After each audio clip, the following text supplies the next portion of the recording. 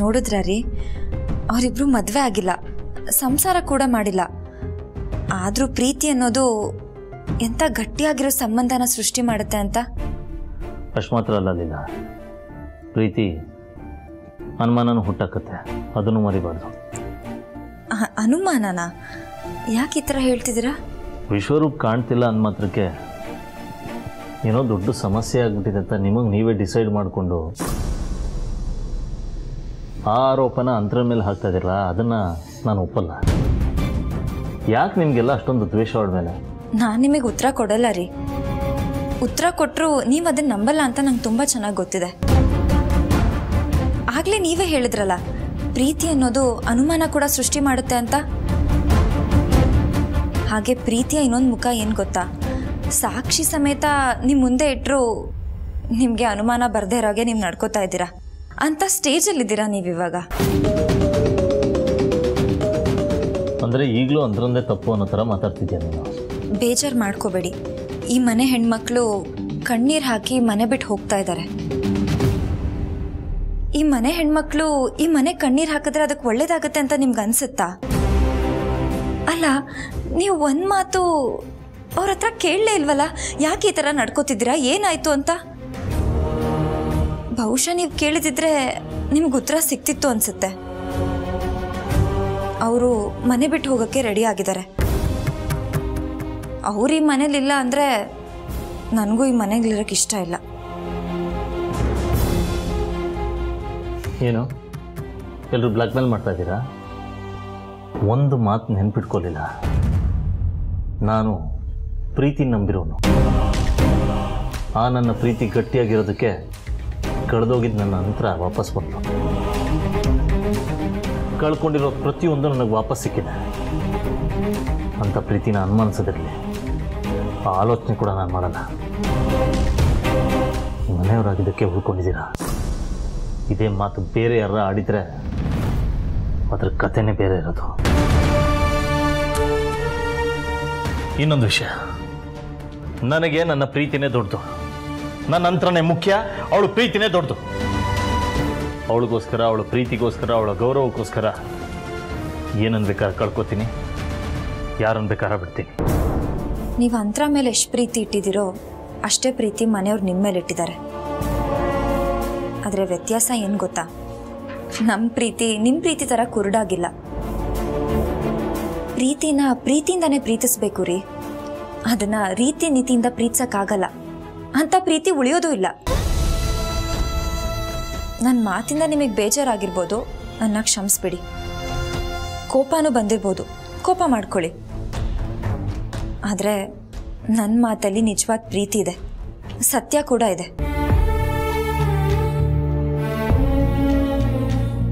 ಬರ್ತೀನಿ.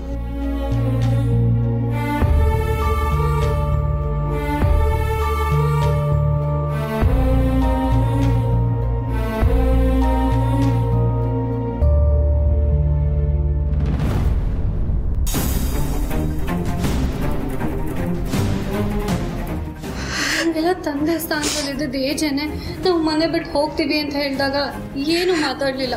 ಹಾಗಿದ್ಮೇಲೆ ನಾವಿಲ್ಲಿದ್ದು ಏನು ಪ್ರಯೋಜನ ಹೇಳಿ? ನೀವು ಅಳ್ಬೇಡಿ ಅಕ್ಕ.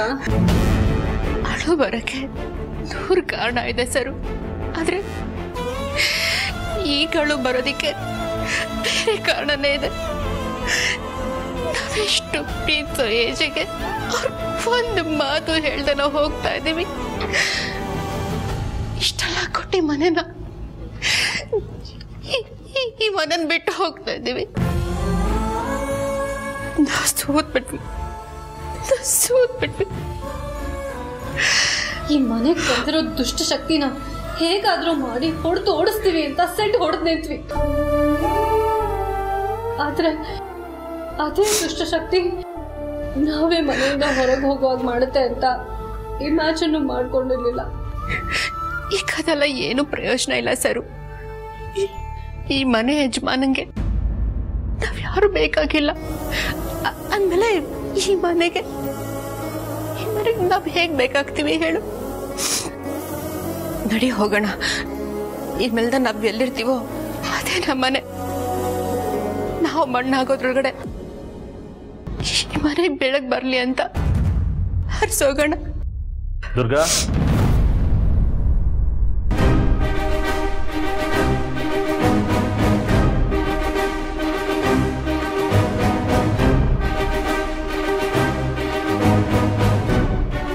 ಹೊರಡಕ್ಕೆ ರೆಡಿ ಆಗಿದ್ದೀರಾ? ಇಲ್ಲ ಯಜೆ, ಎಲ್ಲ ರೆಡಿ ಆದ್ಮೇಲೆ ನಿರ್ಧಾರ ತಗೊಂಡು ಈಗ ಹೋಗ್ತಿದ್ದೀವಿ. ಗ್ರೇಟ್ ದುರ್ಗಾ. ನನ್ನ ಮನೆ, ನನ್ನ ಸಂಸಾರ, ನನ್ನ ಕುಟುಂಬ ಅಂತ ಹೇಳ್ತಿದ್ದ ದುರ್ಗಾನೂ ಕಾಣ್ತಾ ಇಲ್ಲ. ಏನಾದರೂ ಆದರೆ ಏಜೆ ಈ ಮನೆ ಮರ್ಯಾದೆ ಏನಾಗಬೇಕು, ಈ ಮನೆ ಮೇಲೆ ಯಾರು ಬೆರಳು ಮಾಡಿ ತೋರಿಸ್ಬಾರ್ದು ಅಂತ ಹೇಳ್ತಿದ್ದ ಸರೋನೂ ಕಾಣ್ತಾ ಇಲ್ಲ. ಲಕ್ಷ್ಮಿ ಅಕ್ಕನೂ ಕಾಣಿಸ್ತಾ ಇಲ್ಲ. ಅವ್ರು ಕಾಣೆ ಆಗಿರೋದಕ್ಕೆ ಕಾರಣ ಏನು ಅಂತ ನಮಗ್ ಚೆನ್ನಾಗಿ ಗೊತ್ತು, ಆದ್ರೆ ನಿಮಗ್ ಗೊತ್ತಾಗ್ತಿಲ್ಲ. ಗಾಳಿ, ನೀರು, ಭೂಕಂಪ, for that matter any natural disaster, ಇದನ್ನು ನಾವು ತಡೆಯೋದಕ್ಕಾಗಲ್ಲ. ಆದರೆ ನಮ್ಮನ್ನು ಪ್ರೀತಿಸೋರ್ನ ಪ್ರೀತಿಯಿಂದ ತಡೆ ಹಾಕ್ಬೋದು. ನಿಮ್ಗೆ ಪ್ರೀತಿಸೋರೇ ಮುಖ್ಯ ಅಂತಂದಿದ್ರೆ ನಾವು ಇವತ್ತಿಂತ ನಿರ್ಧಾರ ತಗೊಳ್ತಿರ್ಲಿಲ್ಲ ಯಜೆ. ಆದ್ರೆ ನಿಮ್ಗೆ ನೀವ್ಯಾರನ್ನ ಪ್ರೀತಿಸ್ತೀರೋ ಅವರೇ ಮುಖ್ಯ ಅಂದಮೇಲೆ ನಾವಿಲ್ಲಿದ್ದು ಪ್ರಯೋಜನ ಇಲ್ಲ. ಸರಿ, ನಾನು ತಡೆಯಲ್ಲ. ಬಟ್ ನನ್ನೊಂದು ಪ್ರಶ್ನೆ ಇದೆ. ಏನೇ ಆದರೂ ಅದು ನನ್ನ ಅಂತರನಿಂದನೇ ಆಗಿದೆ ಅಂತ ಮಾತಾಡ್ತಾ ಇದ್ದೀರಲ್ಲ, ಯಾಕೆ? ಅವಳು ಏನು ಮಾಡಿದ್ದಾಳೆ? ಅಂತರಾತ್ತೆನೆ ಬಂದು ನಮ್ ಕುತ್ತಿಗೆ ಹಿಸ್ಕಿ ಉಸಿರು ಕಟ್ಸಿ ಸಾಯಿಸಿದ್ರು ನಾವ್ ಏನು ಮಾತಾಡ್ತಿರ್ಲಿಲ್ಲ.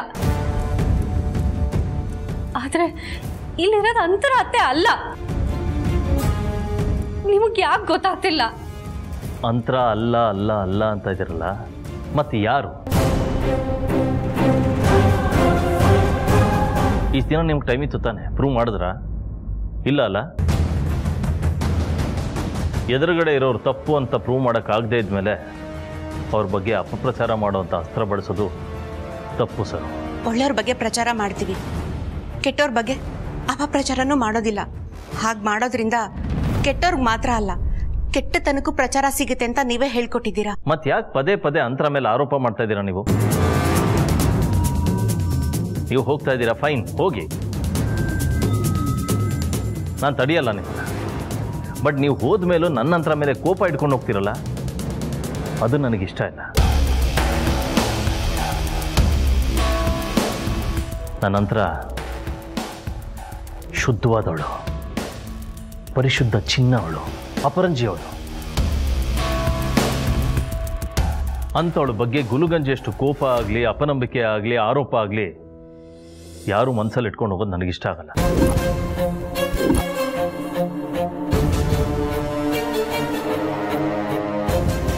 ಯಾರೇ ಆಗಲಿ, ಅದಕ್ಕೆ ನಾನು ಕೇಳ್ತಾ ಇರೋದು. ಅಂದ್ರೆ ನಿಮ್ಗೆ ನಾವು ಮನೆ ಬಿಟ್ಟು ಹೋಗ್ತಿದೀವಿ ಅನ್ನೋದಕ್ಕಿಂತ ಅವ್ರ ಮೇಲಿರೋ ಕೋಪನೇ ದೊಡ್ಡದಾಗಿ ಕಾಣಿಸ್ತಿದ್ಯಾ? ನೋಡಿ, ಇಷ್ಟು ದಿನ ನಾನು ನಿಮ್ಮನ್ನ ಮಕ್ಕಳ ಥರ ನೋಡ್ಕೊಂಡಿದ್ದೀನಿ. ನಾನೇನು ಅಂತ ನಿಮ್ಮೆಲ್ಲರಿಗೂ ಚೆನ್ನಾಗಿ ಗೊತ್ತಿದೆ. ಪ್ರೀತಿ ಒಂದಿದ್ರೆ ನಾನು ಬೇರೆ ಏನೂ ನೋಡಲ್ಲ. ಪ್ರೀತಿನೇ ಎಲ್ಲ ನನಗೆ. ಪ್ರೀತಿ ಇಲ್ಲ ಅಂದರೆ ಈ ಅಭಿರಾಮ್ ಜೈಶಂಕರ್ ಅಸ್ತಿತ್ವನೇ ಇಲ್ಲ. ಅಂತ ನನ್ನ ಪ್ರೀತಿ ಮೇಲೆ ಯಾರು ಆರೋಪ ಮಾಡಿದ್ರೆ ನಾನು ಹೇಗೆ ಸುಮ್ಮನೆ? ಈಗ ನಾವೇನ್ ಮಾಡಬೇಕು ಅಂತ ಹೇಳಿದ್ರೆ ಅದನ್ನ ಮಾಡಿ ನಿಮ್ ಋಣ ತೀರ್ಸೋ ಪ್ರಯತ್ನನಾದ್ರೂ ಮಾಡ್ತೀವಿ ಯಜೆ.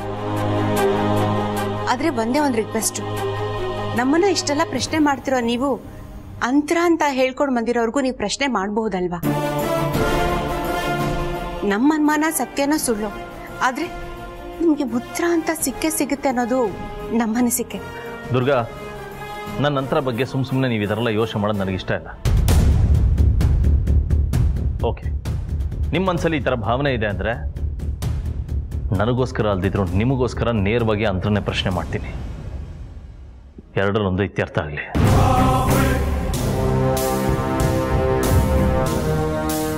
ಅಕಸ್ಮಾತ್ ನೀವು ತಪ್ಪಿತಸ್ಥರು ಅಂತ ಗೊತ್ತಾದರೆ ಅಂತರನ ಕಾಲಿಗೆ ಬಿದ್ದು ಕ್ಷಮೆ ಕೇಳೋದಕ್ಕೆ ರೆಡಿಯಾಗಿರಿ. ಬನ್ನಿ.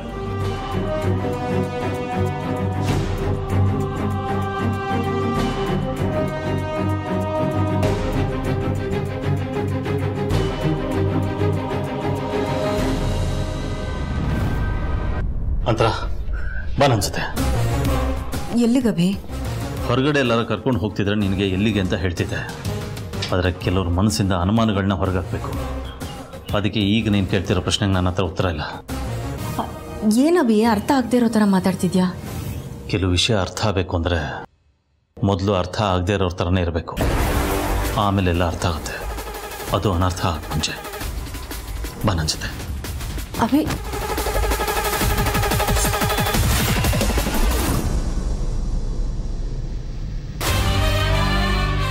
ರೀ, ಏನಾಯ್ತು? ಎಲ್ಲರೂ ಮನಸ್ಸಲ್ಲೂ ಅನುಮಾನ ಇದೆ ಅಂತ ನನಗೆ ಗೊತ್ತು. ಈ ಅನುಮಾನ ಅವಮಾನ ಬಿಟ್ಟರೆ ಬೇರೇನು ಮಾಡಲ್ಲ. ಇರೋ ಅನುಮಾನನ ಬಗೆಹರಿಸೋಕ್ಕಿರೋ ಒಂದೇ ಟ್ರೀಟ್ಮೆಂಟ್ ಅಂದರೆ ಸತ್ಯ ದರ್ಶನ. ಅದನ್ನು ಮಾಡ್ಸೋಕ್ಕೆ ಅಂತಲೇ ಕರ್ಕೊಂಬಂದಿದ್ದೀನಿ.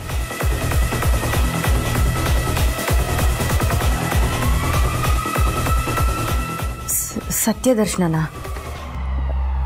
ಸತ್ಯ ದರ್ಶನ ಅಂದರೆ?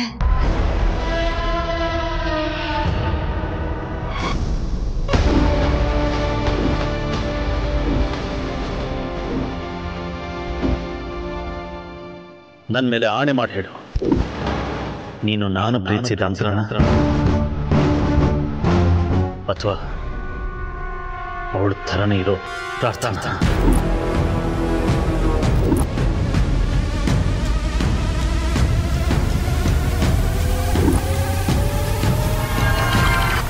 ನೀನು ಇದನ್ನು ಬಗೆಹರಿಸ್ದೆ ನಮ್ಮ ಮನೆ ಒಂದಾಗಲ್ಲ.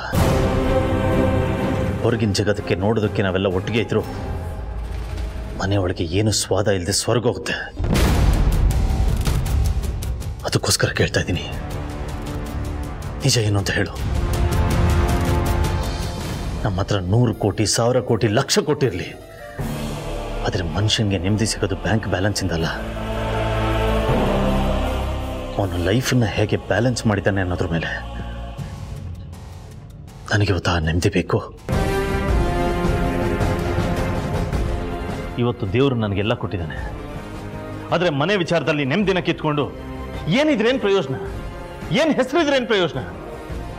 ಅದಕ್ಕೆ ಕೇಳ್ತಾ ಇದ್ದೀನಿ, ಹೇಳು.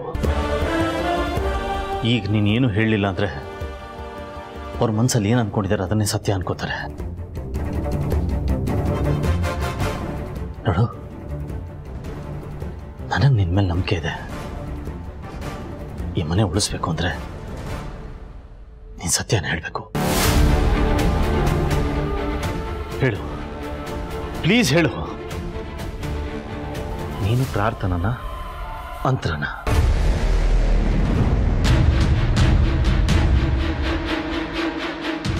ಹೇಳ್ತೀನಿ ಸರ್. ಇವತ್ತಿರೋ ಸತ್ಯನ ಹೇಳ್ಬಿಡ್ತೀನಿ. ನಿಜ ಏನು ಅಂದರೆ ನಾನು ಅಂತರನೇ.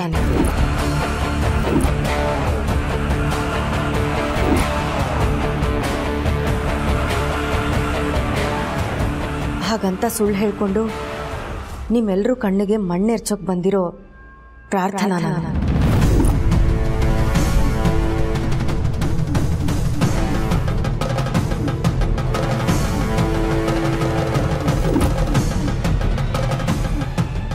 ಅಂತರ ನನ್ನ ಪ್ರಾರ್ಥನಾ. ಹಣ ಆಸ್ತಿ ಅಂತಸ್ತು ಅಂದರೆ ಯಾರಿಗಿಷ್ಟ ಆಗಲ್ಲ ಹೇಳಿ?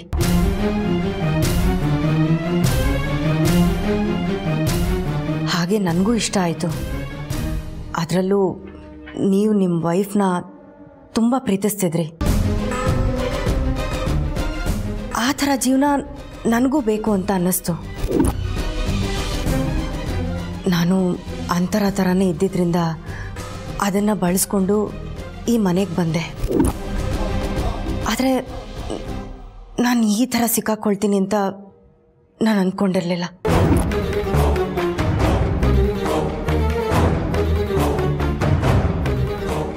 ನನ್ನಿಂದ ಈ ಮನೆ ಒಡೆದೋಗೋದು ಬೇಡ. ನಾನು ನಿಜಾನೇ ಹೇಳ್ತಾ ಇದ್ದೀನಿ. ನಾನು ಅಂತರ ಅಲ್ಲ, ಪ್ರಾರ್ಥನಾ.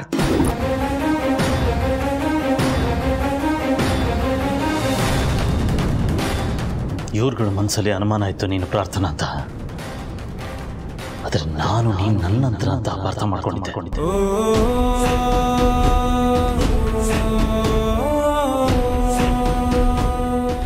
ಇವ್ರುಗಳ ಕಣ್ಣಿಗೆ ಸತ್ಯ ದರ್ಶನ ಮಾಡಿಸೋಣ ಅಂತ ಹೋಗಿ ಇವತ್ತು ನನ್ನ ಕಣ್ಣಿಗೆ ಸತ್ಯ ದರ್ಶನ ಆಗಿದೆ. ನನ್ನ ಆಸ್ತಿ, ಹಣ, ಹೆಸರು ಜೊತೆ ಆಟ ಆಡಿದ್ರು ನನಗೇನೂ ಅನ್ನಿಸ್ತಾ ಇರಲಿಲ್ಲ. ಆದರೆ ನೀನು ಆಟ ಆಡಿದ್ರು ನನ್ನ ಪ್ರೀತಿ ಜೊತೆ, ನನ್ನ ಭಾವನೆ ಜೊತೆ. ನನ್ನ ದೇವತೆಗೆ ಕೊಡ್ಬೇಕಾದ ಪ್ರೀತಿನ ನಿನಗೆ ಕೊಟ್ಬಿಟ್ನಲ್ಲ ನಾನು. ನನ್ನ ಪ್ರೀತಿಗೆ ಮೋಸ ಮಾಡಿದ್ಯಾ ಅಂದ್ರೆ ನೀನು ಮನುಷ್ಯಲೇ ಅಲ್ಲ.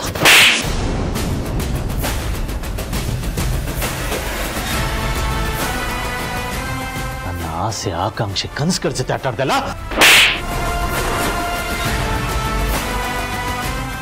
ನನ್ನ ಪ್ರೀತಿ ಜೊತೆ ಆಟ ಆಡೋದಕ್ಕೆ ಯಾಕೆ ಪರ್ಮಿಷನ್ ಕೊಟ್ಟಿದ್ದು? ನಿಮಗೆ ಯಾಕೆ ಕೊಟ್ಟಿದ್ದು?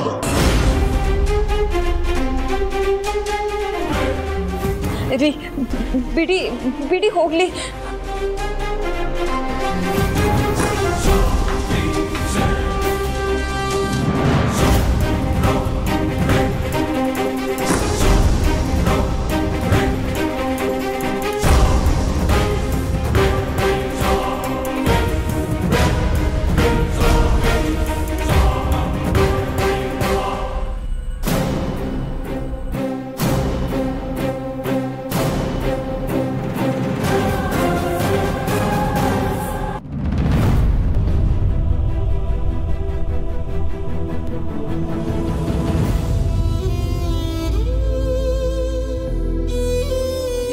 ಒಂದ್ ನಿಮಿಷ, ನನ್ನ ಮಾತು ಕೇಳಿ. ಎಲ್ಗೆ ಹೋಗ್ತಿದ್ದೀರಾ? ನನ್ನ ತಡಿಬೇಡ. ನಾನು ನಿಮ್ಗೆ ಅವತ್ತೇ ಹೇಳಿದ್ದೆ ತಾನೆ, ನೀವು ಈಸಿಯಾಗಿ ನಂಬಿಡ್ತೀರಾ ಅಂತ. ಈಗ ಅಂಥದ್ದೇನೂ ಆಗಿಲ್ಲ. ನಿಮಗೆ ನಾನಿದ್ದೀನಿ, ಮನೆ ಜನ ಇದ್ದಾರೆ, ನಿಮ್ಮನ್ನ ಪ್ರೀತಿಸೋರು ತುಂಬ ಜನ ಇದ್ದಾರೆ ರೀ. ಪ್ಲೀಸ್ ನೀವು ನೊಂದ್ಕೋಬೇಡಿ. ಹೇಳ್ತಾ ಇದ್ದೀನಲ್ಲ, ತಡಿಬೇಡ. ಇಲ್ಲ, ನಾನು ತಡಿತೀನಿ. ಹೇಳಿದ್ರೆ ಅರ್ಥ ಆಗಲ್ಲ ನಿನಗೆ. ಮಾತಾಡ್ಬೇಡ. ನನಗೆ ಯಾರ ಹತ್ರನೂ ಮಾತಾಡೋಕೆ ಇಷ್ಟ ಇಲ್ಲ ರೀ. ಪ್ಲೀಸ್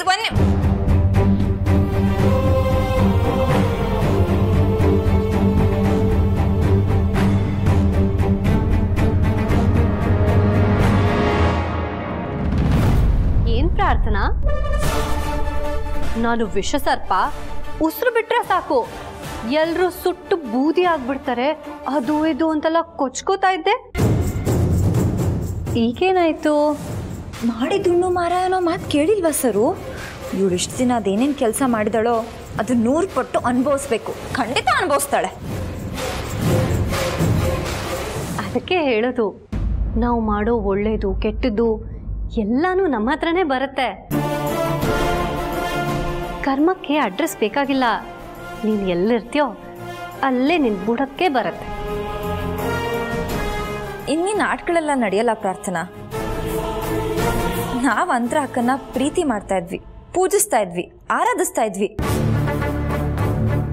ಆ ಅಂತರ ನೀನಲ್ಲ ಅಂತ ಏಜೆ ಗೊತ್ತಾದ್ಮೇಲೆ ಅವ್ರು ಸುಮ್ಮನೆ ನಿನ್ನ ಬಿಡ್ತಾರೆ ಅಂತ ಅನ್ಕೊಂಡಿದ್ಯಾ? ಮಾಡೋ ತಪ್ಪು ಸಣ್ಣದಾಗಿರ್ಲಿ ದೊಡ್ಡದಾಗಿರ್ಲಿ, ಆ ತಪ್ಪಿಗೆ ಶಿಕ್ಷೆ ಆಗ್ಲೇಬೇಕು. ತಪ್ಪು ಮಾಡೋರು ಅಪ್ಪನೇ ಆಗಿರ್ಲಿ ಇಲ್ಲ ಪ್ರೀತಿಯಿಂದ ಅಪ್ಕೊಂಡವರೇ ಆಗಿರ್ಲಿ, ಅವ್ರಿಗೆ ಶಿಕ್ಷೆ ಆಗ್ಲೇಬೇಕು ಅಂತ ರೂಲ್ಸ್ ಮಾಡಿರೋರೆ ಏಜೆ. ಅಂಥವ್ರ ಮುಂದೆ ನೀನ್ ಮತ್ತೆ ಏನಾದ್ರೂ ಬಂದ್ ನಿಂತ್ರೆ ಏನಾಗುತ್ತೆ ಗೊತ್ತಾ? ಇನ್ನೇನಾಗುತ್ತೆ? ಶಿಕ್ಷೆ 2 ಹಂತದಲ್ಲಿ ಸಿಗುತ್ತೆ. ಮೊದಲನೇದು ಎಲ್ಲರೂ ನಂಬಿಸಿ ಬೆನ್ನಿಗೆ ಚೂರಿ ಹಾಕಿ ಮೋಸ ಮಾಡಿದಳಲ್ಲ, ಅದಕ್ಕೆ ಏಜೆ ದೊಡ್ಡದಾಗಿ ಶಿಕ್ಷೆ ಕೊಡ್ತಾರೆ. ಆ ಶಿಕ್ಷೆ ಎಷ್ಟು ಘೋರವಾಗಿರುತ್ತೆ ಅಂದರೆ ನೀನು ದೇವ್ರ ಹತ್ರ ಬೇಡ್ಕೋಬೇಕು. ದೇವ್ರೆ, ಮುಂದಿನ ಜನ್ಮ ಅಂತಿದ್ರೆ ದಯವಿಟ್ಟು ನನ್ನ ಏಜೆ ಇರೋ ಜಾಗಕ್ಕೆ ಮಾತ್ರ ಕಳಿಸ್ಬೇಡ, ಬೇರೆ ಜಾಗಕ್ಕೆ ಕಳಿಸು ಅಂತ ದೇವ್ರ ಹತ್ರ ಬೇಡ್ಕೋಬೇಕು. ಅಂತ ಶಿಕ್ಷೆ ಕೊಡ್ತಾರೆ. ಇನ್ 2ನೇ ಶಿಕ್ಷೆ ಈ ಮನೆಯಿಂದ ಹೊರಗೆ ನಡೆಯುತ್ತೆ. ಸೀದಾ ಪೊಲೀಸಿಗೆ ಕಾಲ್ ಮಾಡಿ ಅವ್ರನ್ನ ಕರೆಸ್ತಾರೆ. ಪೊಲೀಸ್ ಕೊಡೋ ಶಿಕ್ಷೆ ಬಗ್ಗೆ ನಿನಗೆ ಬಿಡ್ಸಿ ಹೇಳಬೇಕಾಗಿಲ್ಲ ಅಂತ ಅನ್ಸುತ್ತೆ. ಸೊ ಜೈಲಲ್ಲಿ ನಿನ್ನ ಮುಂದಿನ ಜೀವನ ಕಳೆಯುತ್ತೆ. Happy stay. ಈಗ ಇನ್ನೇನು ಪೊಲೀಸಿಗೆ ಕಾಲ್ ಮಾಡ್ತಾರೆ, ಸ್ವಲ್ಪ ವೇಟ್ ಮಾಡು, ಓಕೆನಾ? ಇಲ್ಲ ಸರು, ಈ ವಿಷಯ ಯಾವುದೇ ಕಾರಣಕ್ಕೂ ಪೊಲೀಸವರೆಗೂ ಹೋಗಬಾರ್ದು. ಏನಂತ ಹೀಗೆ ಹೇಳ್ತಿದ್ದೀರಾ? ಈ ಪಾಪಿನ ಸುಮ್ಮನೆ ಬಿಡೋಕ್ಕಾಗತ್ತಾ? ನನಗೆ ಬರ್ತಿರೋ ಕೋಪಕ್ಕೆ ಇವಳು ನಿಲ್ಲು. ಸರು ನನಗೂ ಕೋಪ ಇದೆ. ಹಾಗೆ ನೋಡಕ್ ಹೋದ್ರೆ ಇವಳಿಂದ ಅನುಭವಿಸಿರೋಳು ನಾನೇ ಜಾಸ್ತಿ. ಸೊ ನನಗೆ ಇನ್ನೆಷ್ಟು ಕೋಪ ಇರಬಾರ್ದು ಯೋಚನೆ ಮಾಡು. ಆದ್ರೂ ಇವಳ ವಿಷಯ ಪೊಲೀಸ್ಗೆ ಹೇಳ್ಬಾರ್ದು ಅಂತ ಯಾಕೆ ಹೇಳ್ತಿದ್ದೀರಾ? ಹೆಣ್ಣು ಅನ್ನೋ ಸಿಂಪತಿನಾ? ಹೇ ಸರು, ನೀನು ಮಾತಾಡಬೇಡ. ಲೀಲಾಗಿರೋ ಒಳ್ಳೆ ಮನಸ್ಸು ನಿನಗೆ ಗೊತ್ತಿಲ್ಲ. ಲೀಲಾ, ನೀನು ಹೇಳ್ತಿರೋದು ಕರೆಕ್ಟು. ಪೊಲೀಸು ಕೇಸು ಇದೆಲ್ಲ ಯಾವುದು ಬೇಡಮ್ಮ. ಇದನ್ನೆಲ್ಲ ಮುಗಿಸ್ಬಿಡೋಣ. ಏಯ್ ಮುಚ್ಚೆ ಬಾಯಿ ರಾಕ್ಷಸಿ. ಇಲ್ಲ ಸರು, ಈ ವಿಷಯ ಯಾವುದೇ ಕಾರಣಕ್ಕೂ ಪೊಲೀಸ್ ಅವ್ರಿಗೆ ಗೊತ್ತಾಗಬಾರ್ದು. ಗೊತ್ತಾದರೆ ದೊಡ್ಡ ಸುದ್ದಿ ಆಗುತ್ತೆ. ಹೆಂಡತಿ ಅಂತ ಬಂದವಳು ಮೋಸ ಮಾಡಿದಳು ಅಂತ ಗೊತ್ತಾದ್ರೆ ಜನ ಅದ್ರ ಬಗ್ಗೆ ಮಾತಾಡ್ತಾರೆ. ಏಜೆ ಮರ್ಯಾದೆ ಏನಾಗಬಾರ್ದು.